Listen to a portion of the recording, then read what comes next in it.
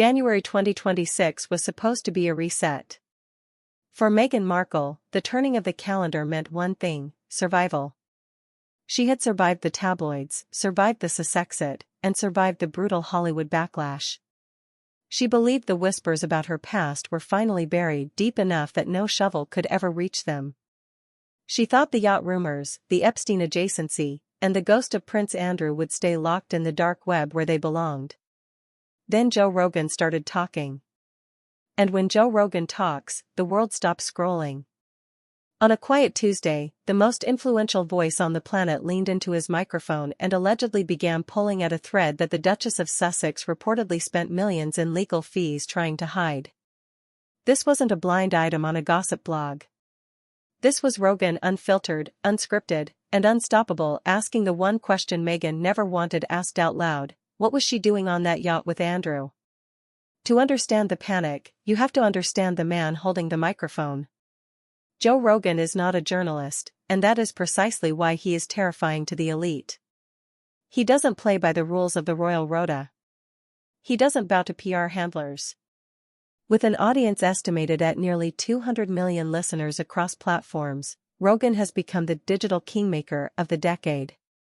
As one profile noted, when Elon Musk or Donald Trump wants to bypass the filter of mainstream media, they sit in Rogan's chair for 3 hours. For years, Meghan has been able to manage the narrative. She can sue the Mail. She can ghost Vanity Fair. But you cannot sue Joe Rogan for being curious. You cannot silence a man whose brand is built on being a professional, outsider, who asks the questions the establishment refuses to touch. And lately, Rogan has been obsessed with the Yacht Club. He's been connecting dots that the mainstream media has been too polite or too scared to connect.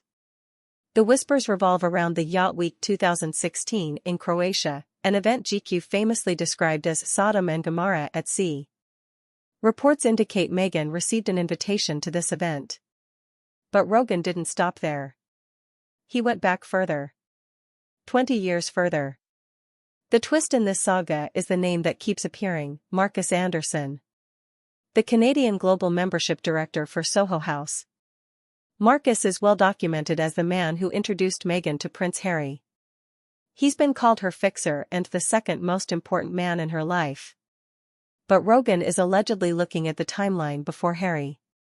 Marcus met Meghan back in 2001, around the same time she was starting her acting career. Why is that year significant? Because 2001 is the exact year author and researcher Kirby Summers claims Meghan was photographed on a yacht in Phuket, Thailand, with Prince Andrew.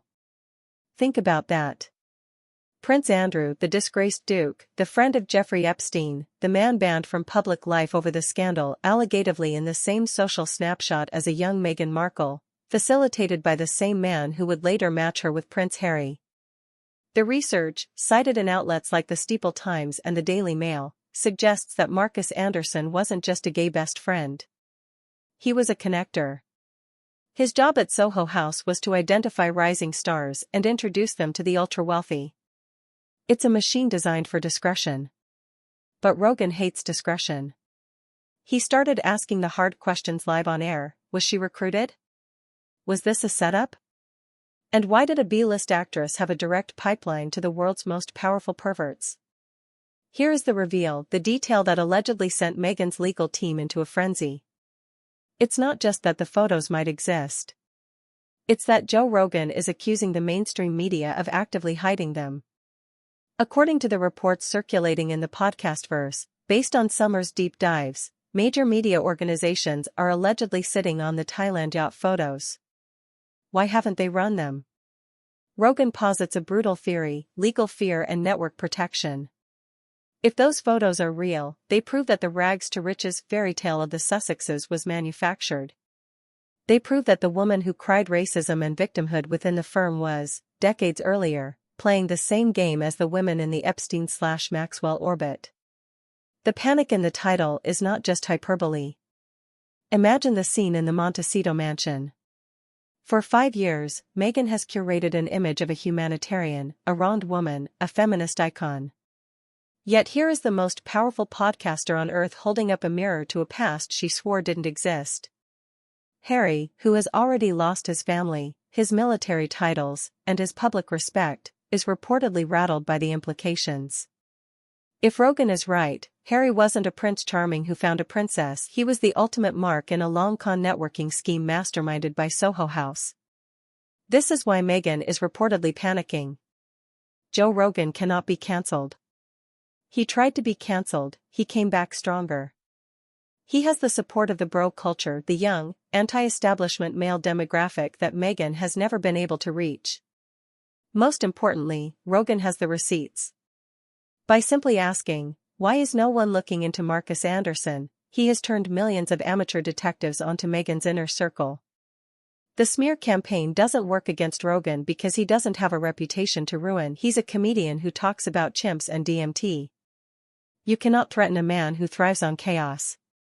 The walls are closing in. The yacht photos are the sword of Damocles hanging over the Sussex brand. Every time Meghan posts a tearful video or signs a low-tier podcast deal, the comments section screams one name, Phuket. Joe Rogan didn't release the photos, but he told the world exactly where to look.